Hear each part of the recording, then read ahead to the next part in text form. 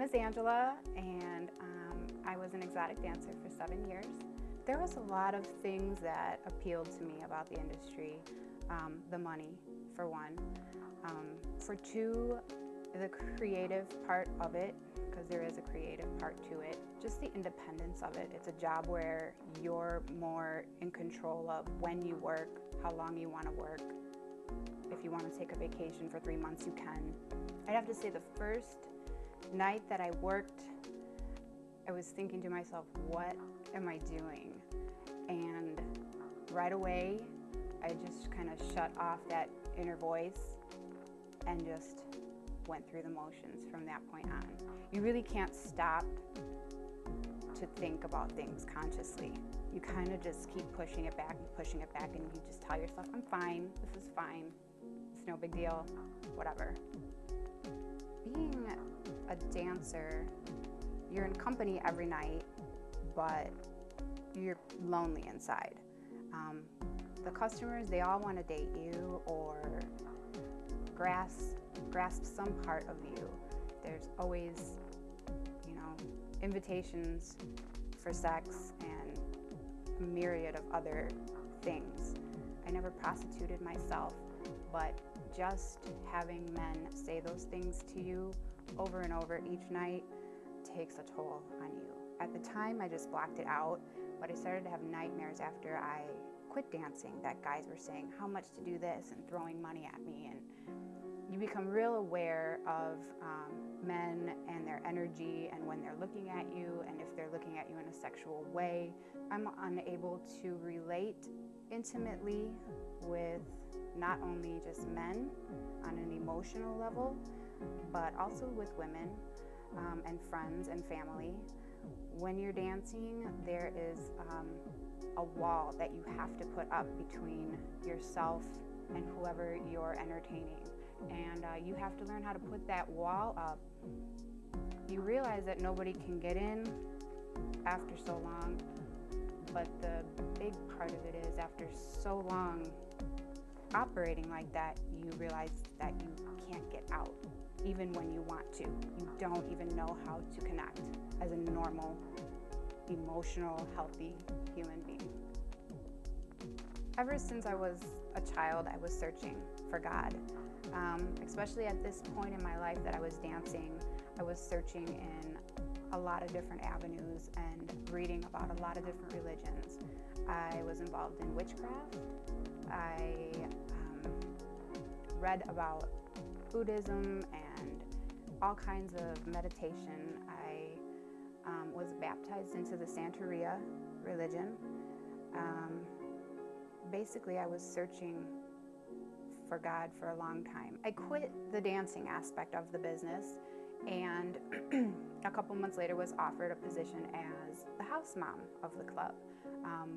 Most people don't know what that means or what that is, but basically there's a house mom in every strip club who is the mom of the other entertainers that work there.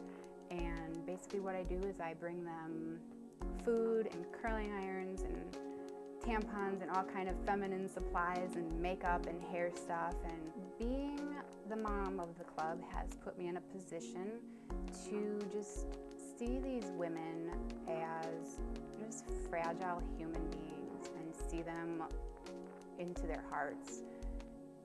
I see them spiritually or emotionally as just beautiful people and not naked bodies or beautiful faces that are just, they're not just girls who are doing this because, they want to get their freak on or whatever, but they all have a story. They all have a journey. They're all trying to get somewhere or trying to just even figure out where they are. A lot of them are single mothers. A lot of them are trying to put themselves through college. There is a lot of history of sexual abuse in a lot of these women, including myself, which somehow ends up manifesting itself by doing this for a living, which is kind of weird. So I've been working as a house mom for the past 3.5 years, and that's where I met my best friend Rachel. Her and I would spend a lot of time talking in the dressing room. She is a makeup artist there, and she knew that I was seeking and just looking for God all these years, and she is my best friend because she helped bring me back to Jesus. My name's Rachel. I am a freelance makeup artist. I work at a gentleman's club in the city. I have been working there for about 6 years. I grew up in this area, going to Willow Creek through Student Impact, and I started doing makeup at the age of 18. I started working at the club about 5 or 6 years ago, and was at a totally different point of my life back then, and completely different person, and went through a lot of ups and downs, and recommitted my life to Christ about a year and a half ago. I found myself wrestling with the fact of whether I stay working at the club that I was employed at or if I leave. So I decided through a lot of prayer and conversations with my dad and just conversations with other Christians in my life that I should stay and continue my job there, and started to really have great conversations with some of the girls, and started looking into their pain and some of the things that they were feeling that I had felt, that I had gone through just like they did. Even though I wasn't dancing or taking my clothes off, I still had those same root issues that they did, so we could relate on some really amazing levels. I love them so much, and I love hearing their stories, and I love watching them on their journeys, and I just wait for the minute that I get to tell them about Christ, because it's not like I go in there and just start blabbing the Bible verses to them. I'm in their life. I go to their birthday parties. I go to their baby showers. I go to we are in their lives. We really are family with these girls. They're my friends, and I just love being a part of their life, and I know that God has better for them, and I know that they're doing what they're doing, not because they want to, but because a lot of them don't have that hope that I have, or that Angela has, or that you might have. But they will have it, because Christ loves them just as much as he loves me, and just as much as he loves any of us. And he's hounding after their hearts just like he did to me. So if I can be a part of that, that is the best call in the world to me.